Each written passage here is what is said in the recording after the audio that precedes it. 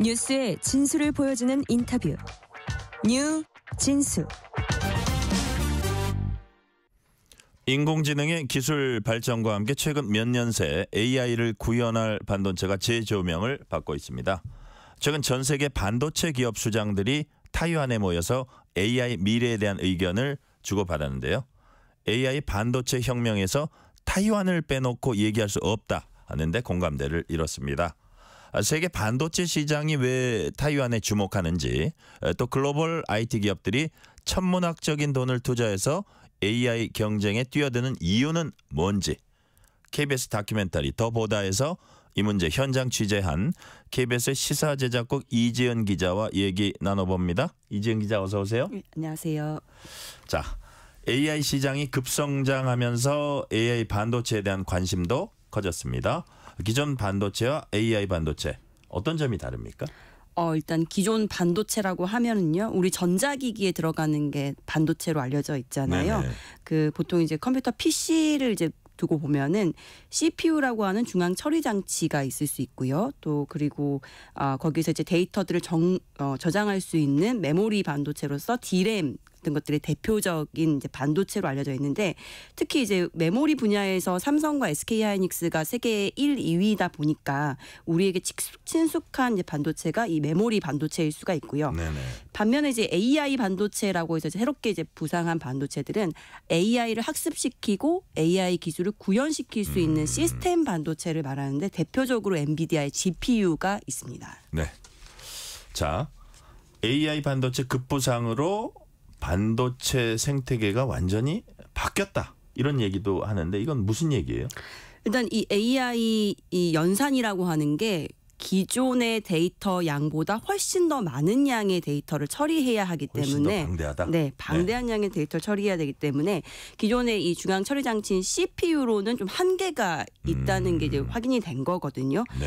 그래서 이제 거기에 특화된 반도체 처리 장치가 뭐냐라고 했을 때 GPU가 이제 부상을 하게 된 거고요. 그래서 이제 오픈 AI가 발표한 챗 GPT가 이 AI 학습을 시키는데 GPU를 활용했다라고 하면서 이 AI 연산에서 GPU를 빼놓을 수 없구나라는 게 이제 GPU가 부상하게 된 배경이었어요. 네. 근데 이제 이 GPU가 이제 동시다발적으로 많은 양의 데이터를 처리하다 보니까 한꺼번에 처리된 데이터들이 또 많이 쏟아져 나올 거 아니겠습니까? 네네. 그러다 보면 이 데이터들을 빠르게 전송할 수 있는 메모리 반도체도 이제 필요하게 된 거죠. 그 메모리 반도체가 바로 우리가 알고 있는 HBM이라는 이제 메모리 반도체가 새롭게 등장을 하게 된 거고, 그러다 보니까 이제 반도체의 지형이 기존의 CPU와 D램으로 이제 헤게모니가 갖춰져 있다가 이게 점점 GPU와 HBM 이렇게 바뀌고 있다. 생태계가 변하고 있다. 이렇게 분석할 수 있겠습니다. 기존의 CPU와 D램에서 AI 시대는 이제 GPU와 HBM, 이게 이제 신흥 강자가 됐다, 이런 말씀을 하셨고요.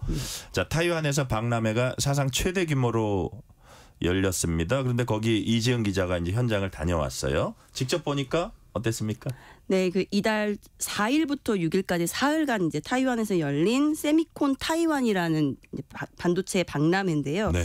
세미콘이라는 건 이제 세미라고 국제 반도체 장비 재료 협회에서 주기적으로 여는 반도체 박람회예요. 네. 이게 타이완에서만 열리는 건 아니고 우리나라도 이제 올해 초에 열렸었고요. 세미콘 하니까 세미컨덕터? 예, 그렇습니다. 그렇죠? 그거에 예. 이제 맞습니다. 네, 그래서 네네. 반도체 장비, 소재 이런 것들을 이제 만드는 기업들이 고객들과 만나서 전시하고 고객들에게 장비를 소개하는 그런 이제 박람회인데, 이제 타이완이 유독 좀 규모가 큽니다. 네. 그게 이제 보면은 올해도 특히나 더더욱 기록적인 규모를 보였는데, 일단 기업이 한 1,100여 개 정도가 참가를 했고요.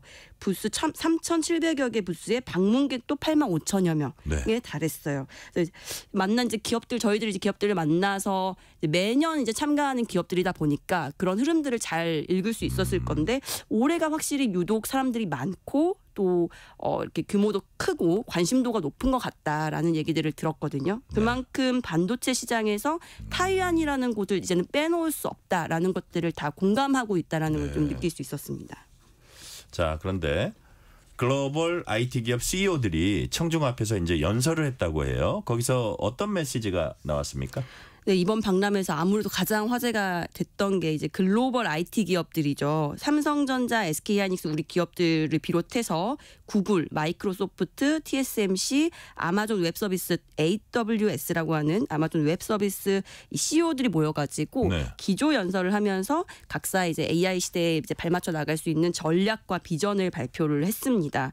이제 특히나 이제 우리 기업들 같은 경우는요, 이 CEO급 인사가 특히 이제 올 초에 있었던 우리 반도체 박람회에서도 따로 기조연설 같은 건 하지 않았었어요. 네. 그러다 보니까 야 이거 다른 나라에서 이렇게 기조연설하는 게 좀 낯설게 보이겠다라는 이제 걱정들도 기업 관계자들은 좀 하긴 했었는데 네. 이제 그만큼 이제 타이완이 중요하다라는 게 하나의 이제 메시지로 전달을 할 수 있었던 것 같고요.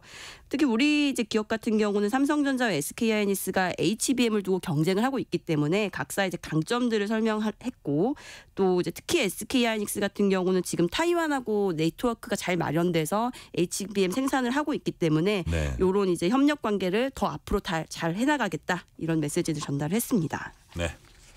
자, 이렇게 많은 기업들, 특히 말씀하신 대로 기업 수장들이 타이완을 이제 총 집결한 건데요.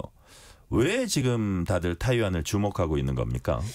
일단 이 타이완의 이제 어떤 일종의 마켓 파워라고 할까요? 네. 세계 시장에서 이 타이완 반도체 기업들이 차지하고 있는 좀 위상을 한번 살펴볼 필요가 있을 것 같아요. 일단은 반도체 설계 기업 중에서요. 세계 상위 10대 매출 기준으로 세계 상위 10대 기업의 국적을 보면요. 일단은 미국 기업이 6개 기업으로 가장 많고요. 네네. 2등이 타이완입니다. 3곳이고요. 그다음에 나머지 한 곳은 중국 기업인 거고요.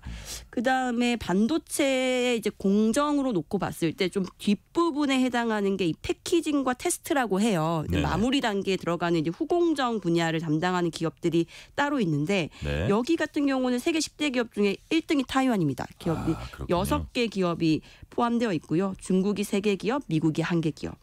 그리고 또 하나가 반도체 위탁 생산 업체라고 이제 파운드리라고 알려져 파운드리. 있는 네네.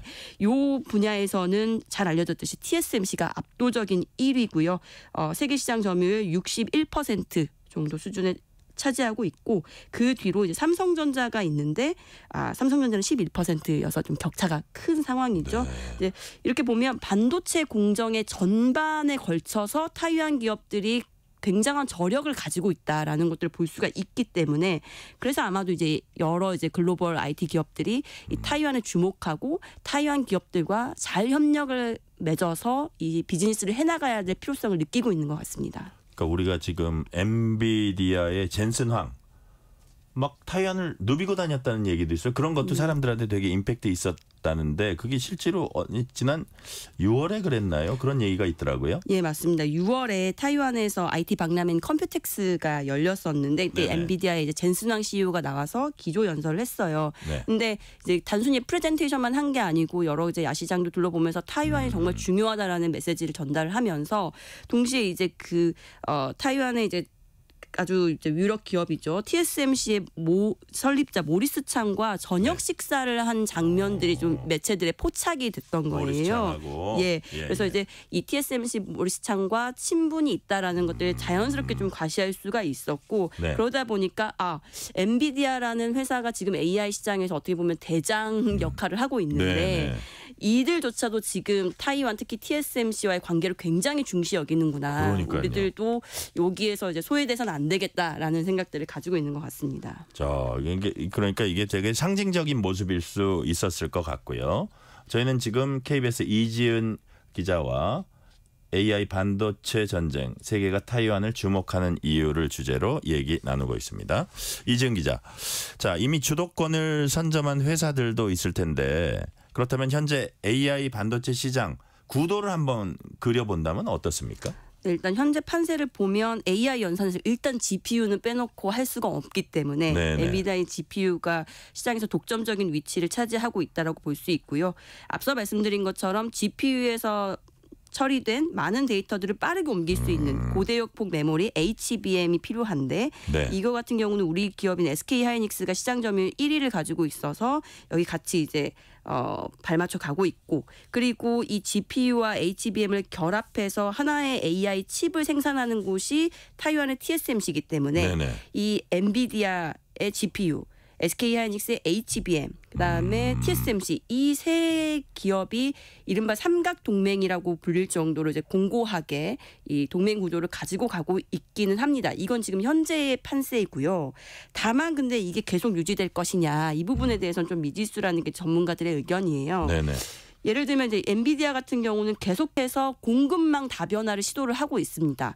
한 가지 얘가 이제 HBM 같은 경우는 지금 SK하이닉스의 HBM을 공급받고 있지만 네. 삼성전자의 HBM도 계속해서 퀄 테스트를 하면서 납품 가능성을 여러 차례 시사를 하고 있거든요. 그러니까 삼성전자의 HBM이 엔비디아의 납품이 이제 본격적으로 되면 네. 이 삼각 구도가 조금 깨질 가능성이 생기는 거고요.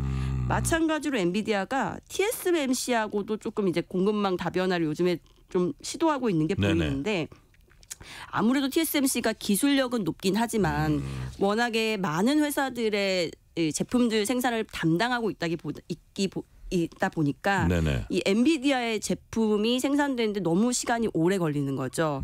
그래서 이제 그런 부분들이 계속해서 발목을 잡고 있었는데 한 2주 전쯤에 이제 엔비디아에서 TSMC가 아닌 다른 파운드리에서 GPU 생산이 가능할 것 같다라는 소식이 전해지면서 네. 아무래도 그 제2의 파운드리는 삼성전자가 아니겠느냐라는 이제 예측이 나오기 시작한 거죠. 그러다 보니까 이 구도, 지금 현재의 삼각동맹이란 구도는 언제든지 재편 가능한 어떻게 흘러갈지 모르는 상황에 놓여 있다 이렇게 볼 수 있을 것 같습니다. 그러니까 이게 사실은 엔비디아 젠슨 황하고 TSMC 모리스 창하고 둘 다 이제 타이완계잖아요. 네, 그래서 한때는 뭐 이게 그냥 뭐 거의 혈맹에 가깝다 이런 표현도 이제 많이 썼었는데 이게 관계가 예전 같지는 않다 그런 취지의 말씀인가요? 예, 맞습니다. 그래서 이게 아무래도 이제 공급이 GPU에 대한 수요가 너무 높기 때문에 그러니까 AI를 기술 개발을 하려고 하는 회사들은 많고 네. 거기에 필요한 GPU의 수요도 높은데 GPU를 생산해 줄 수 있는 곳이 TSMC 한 곳에서 너무 오래 걸리는 거죠. 한번 의뢰가 들어가면 한 4개월에서 5개월 정도 걸린다고 해요. 네. 그러다 보니까 이제 젠슨왕 엔비디아 측은 우리 제품만 좀 빠르게 만들 수 있는 전용 생산 라인도 좀 만들어 달라고 TSMC 쪽에 전달을 했는데 TSMC 쪽은 특정 고객에게 이렇게 우리는 의존할 수 없다라고 해서 이제 좀 거절을 하면서 아무래도 엔비디아가 다른 곳에 이렇게 눈길을 돌리고 있는 것 같습니다. 네. 이지은 기자는 TSMC 전 임원을 이제 인터뷰했습니다. 어떤 얘기 주로 나눴습니까? 네, TSMC의 그 전 연구개발 이사인 양광래이 교수를 만났는데요. 네. 이 양 교수는 1998년부터 TSMC에서 일하면서 연구개발을 이끌었고 TSMC의 지금의 기술개발 능력을 갖추게 만든 6인방을 일컬어서 6인의 기사라고 부르더라고요. 네. 네, 그중에 이제 한 구성원이다라고 핵심이군요. 예, 맞습니다. 네네. 그래서 이분을 만나서 이제 좀 듣고자 했던 이야기는 이분이 어떻게 보면 TSMC의 과거와 현재와 미래를 다 아울러서 볼 수 있는 인물이기 때문에 TSMC를 포함해서 현재의 반도체 시장의 과거, 현재, 미래를 다 같이 한번 조망해 볼 수 있겠다 네네. 싶어서 이분과 컨택을 해서 만나게 됐는데 이제 이분의 이야기는 TSMC가 처음 이제 일했을 때만 해도 지금의 위상이 아니었다고 해요. 양 교수가 TSMC에서 영입 제안을 받았을 때 3차례 거절을 하고 4번째에서 이제 수락을 해서 일을 하기 시작했다고 하는데 그러니까 그때만 해도 TSMC는 아주 작은 기업. 그러니까 다른 반도체 회사에서 이렇게 제조 같은 것들 하청을 주면 받아서 하는 그런 정도의 기업이었는데 지금은 그 위상이 매우 달라졌죠. 네. 그 비결에 대해서 이제 물어봤더니 TSMC가 그 당시에 가지고 있었던 정체성은 지금 우리가 바라보는 것처럼 테크 기업이 아니고 우리는 서비스 회사. 네. 우리는 고객들의 요구를 다 들어주고 고객을 절대 외면하지 않고 고객과 약속을 지키는 회사라는 정체성을 가지고 임했다고 해요. 그러다 보니까 어떤 어려운 의뢰가 들어오더라도 서로 머리를 맞대고 막 밤을 새우면서 그 연구 개발을 해서 결국은 그거를 제품으로 만들어내는 어떤 그 성과들이 쌓이다 보니까 지금의 TSMC가 됐다. 그렇죠. 아마도 AI 시대에서는 그런 회사들, 그러니까 고객들의 다양한 니즈에 잘 수용하고 그것들을 성과로 만들어낼 수 있는 회사들이 경쟁력을 갖출 것이다라는 얘기를 들을 수 있었습니다. 그래요. 지금 고객 신뢰 얻고 고객 의뢰 외면하지 않은 결과 여기까지 이제 왔고 그러다 보니까 이제 TSMC 기세 정말 대단하고 그래서 네로라는 이제 글로벌 빅테크 기업들도 TSMC 앞에 가면 이제 슈퍼 의뢰이 되는 네. 자 그런 상황입니다. 그렇다면 올 11월에 치러지는 미국 대선 결과가 이제 반도체 시장에도 영향을 준다 이런 분석을 하셨는데 어떤 상관관계가 있습니까? 일단 지난 7월로 한번 좀 돌아가 보면요. 네. 그때 이제 트럼프 후보가 유세 중에 총격 피습을 당했어요. 네네. 그러고 나서 이제 트럼프의 지지세가 강해졌는데 그 직후에 트럼프가 한 미국 언론과 한 인터뷰 내용이 공개가 되면서 이게 이제 반도체 시장에 영향을 줬거든요. 예. 그게 타이완 반도체가 미국의 도움으로 이렇게 크게 성장하고 있는데 미국은 별로 타이완한테 받은 게 없다라는 취지의 인터뷰였던 거예요. 그러다 보니 이제 아무래도 트럼프 후보는 보호무역주의가 강하고 이런 의견이 나왔다고 한다면 이후에 이제 당선이 되고 나서 이게 정책으로 반영될 가능성이 높겠다라고 시장은 이제 파악을 했던 거고 예. 그러다 보니 이제 반도체 주가가 다 하락을 하게 됐던 거죠. 근데 네네. 타이완만 겨냥을 했는데도 우리나라 반도체 주가도 영향을 많이 받았습니다. 근데 그 영향의 원인을 따라가 봤더니 우리나라도 지금 삼성전자 같은 경우는 미국의 텍사스에 반도체 공장을 짓고 있고요. 네네. SK 하이닉스도 미국 애리조나에 이제 반도체 공장 설립을 하고 있고 이렇게 투자를 하고 있어요. 그 이유는 미국에서 주기로 한 보조금을 받고 거기에 따라서 투자를 하기로 이제 서로 약정한 부분이 있었는데 네. 트럼프 후보가 당선이 된다 또는 다른 후보가 당선이 된다에 따라서 이 보조금 지급이라든가 이런 이제 조건들이 바뀔 가능성에 대해서 계속 생각을 하게 되는 거죠. 예. 그러다 보니까 이번 11월 이후에 어떤 후보가 대통령이 되느냐에 따라서 이 반도체 정책이 많이 바뀔 것 같다라고 보면서 이제 시장이 계속해서 출렁이고 있는 상황입니다. 네. 자, 시장이 출렁인다 말씀을 하셨는데 실제로 지난 7월 이후에 반도체 주가 오름세 이제 한풀 꺾였다고 볼 수 있어요. 자, AI가 거품 아니냐? 너무 지금 현 상태는 뭐 좀 거품이 껴있는 게 아니냐 이런 우려도 일부 나오고 있죠. 네, 일단 그 글로벌 빅테크 기업들이 네. 그동안 AI에 투자한 그 투자금이 한 1,000억 달러에서 2,000억 달러 수준이라고 해요. 이게 네네. 우리 돈으로 하면 수백조 단위거든요. 근데 투자는 이만큼 들어갔는데 수익이 지금 거기에 능가하는 수익이 나오고 있느냐, 예. 지금 회수가 되고 있느냐라고 했을 때 물음표가 생기는 거죠. 그럼 이 투자가 지금 맞나? 우리가 지금 거품만 만들고 있는 거 아니야? 라는 회의론이 이제 생기고 있는데 네네. 빅테크 기업의 CEO들도 이제 이런 우려가 있지만 여전히 그 어떤 태세 전환 같은 거는 없는 상황이에요. 네. 이제 이런 이제 기술 개발 같은 경우는 시간이 걸릴 수밖에 없고 오히려 지금 투자 비용을 아끼려고 했다가 나중에 펼쳐질 AI 시장에서 우리가 사장이 됐을 때 그 위험성을 더 걱정을 하고 있는 거거든요. 네네. 그러다 보니까 이제 아무래도 기술의 개발이라는 거는 뒤로 돌이킬 수가 없을 거고 여기에 발맞춰서 갈 수밖에 없기 때문에 투자는 당분간, 투자 경쟁은 당분간 이루어질 것이다라는 게 전문가들의 관측입니다. 네네. 자, 이제 자세히 지금 이지은 기자로부터 AI 반도체 설명을 듣고 있는데 어느덧 시간이 한 1분 반 정도 남았는데요. 그렇다면 AI 헤게모니 전쟁에서 결국 우리 기업이 헤쳐나가야 할 부분은 이것이다. 어떤 건가요? 뭐 여러 기업이 있겠지만 일단은 이 투자 경쟁에서 이제 참여할 수 있는 규모로 따졌을 때 이제 두 곳 정도를 압축할 수가 있는데요. 네네. 삼성전자와 SK 하이닉스겠죠. SK 하이닉스는 이제 일단 HBM에서 선도를 하고 있기 때문에 이 분야 잘하자. 라는 게 일단은 내부의 분위기라고 하고요. 그 외에 이제 제2의 HBM을 만들 수 있느냐, 네. 고객 맞춤에 맞는 메모리를 만들 수 있느냐가 관건이라고 볼 수 있을 것 같습니다. 삼성전자 같은 경우는 HBM에서 일단 추격을 하고 있으니까 점유율을 점점 높여가는 게 단기적인 목표일 것 같고요. 다만 파운드리에서 이제 TSMC를 어느 정도 추격을 할 것이냐, 네네. 이게 아주 관건이다. 그동안 이제 2018년도에 TSMC와 삼성 파운드리 격차가 점유율 격차가 네네. 35%포인트였는데 2023년 말에는 50%포인트로 격차가 더 벌어졌거든요. 아, 그렇게 많이 벌어졌어요? 그렇기 때문에 지금 일단은 그 기술력을 끌어올리는데 더 집중을 해야 할 것 같다라는 게 전문가들 의견이었습니다. 아, 지금 이지은 기자 말 듣다 보니까 어차피 이제 조만간 우리 삶에 이제 AI라는 게 깊숙이 침투를 해올 겁니다. 그러니까 AI 주도권 싸움도 기업 간에 더 이제 격화될 걸로 예상되고 이 전쟁이 우리 미래가 달렸다. 뭐 이런 말씀이시죠? 네, 맞습니다. 네. 자, 이지은 기자 말씀 잘 들었고요. 오늘 얘기 나눈 더보다 AI 반도체 전쟁 타이완을 가다는 KBS 홈페이지나 유튜브 채널에서 시청하실 수 있습니다. 지금까지 KBS 이지은 기자였습니다. 이 기자 수고했습니다. 네, 감사합니다. 뉴스라떼 K